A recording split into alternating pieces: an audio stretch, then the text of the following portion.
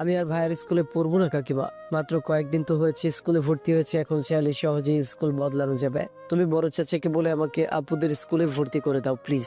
আদির মাকে জড়িয়ে কাঁদতে কাঁদতে কথাগুলো বললো আদিবা।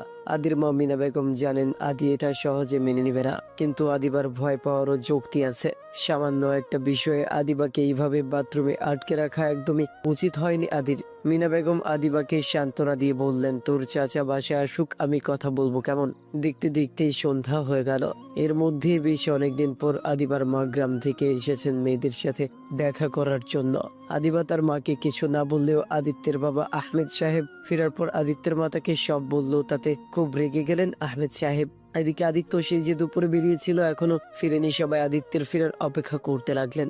সন্ধ্যা পেরিয়েছে, বাসার সবাই ড্রয়িং রুমে বসেছিল। তখন হাতে কাগজে মোড়ানো একটা প্যাকেট নিয়ে বাসায় ঢুকলো আদিত্য।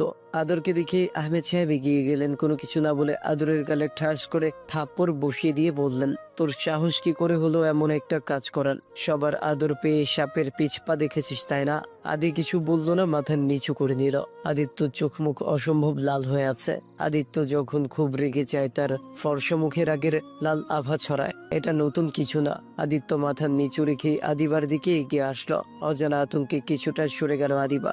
আদিত্য এগিয়ে গিয়ে আদিবার হাতে কাগজে মোড়ানো প্যাকেটটা দিয়ে বলল, আমি এই ব্যাপারে কিছুই জানতাম না আদিবা, তাই ব্লাড দেখে ভেবেছিলাম তুই ব্যথা পেয়েছিস, তাই রেগে গিয়েছিলাম। আহমেদ সাহেব আবারও চেঁচিয়ে উঠলেন, ব্যথা পেলে তোর রাখতে হবে কেন? ও ব্যথা পাক না পাক তুই ওকে শাস্তি দেওয়ার কে? বাবা আমি, তুই এখনো কথা বলার সাহস পাচ্ছিস কি করে? আদিত্য আর তার বাবার অবস্থা দেখে আদিবার মা শাহানা বেগম এগিয়ে আসলেন। ভাইজান বাদ দিন, ছোট মানুষ বুঝতে পারেনি, সবাই মিলে ওকে আদর দিতে দিতে মাথায় তুলে ফেলেছি, তাই এত সাহস বেড়েছে, কিন্তু আজ আমি কোনো কথা শুনতে চাই না। আদিত্য এখনই আদিবার কাছে ক্ষমা চা। আদিত্য চোখ গরম করে আদিবার দিকে তাকালো। ক্ষমা চাওয়ার মতো কাজ আদি কখনোই করবে না, সেই ব্যাপারে সবাই নিশ্চিত, কিন্তু সবাইকে অবাক করে দিয়ে আদিত্য বলে উঠল, ক্ষমা করে দে আদিবা, আর এমন হবে না।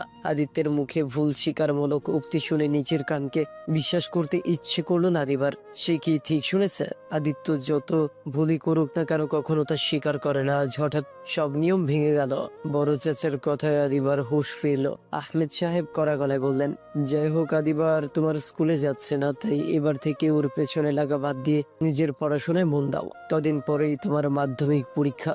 আদর অবাক হয়ে বলল, ও স্কুলে যাবে না মানে? মানে ও এখন থেকে অরিনার সাদিয়ার স্কুলে যাবে।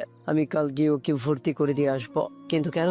আমি চাই না আদিবা তোমার সাথে থাকুক। আদিবাও কি তাই চায়? হ্যাঁ চাই। তোমার মতো ইডিয়েটের আশেপাশে কেই বা থাকতে চাইবে? আদিত্য আর কিছু না বলে নিজের ঘরের দিকে হাঁটা দিল। আদিবাও নিজের ঘরে ফিরলো, তারপর কাগজের প্যাকেটটা খুললো।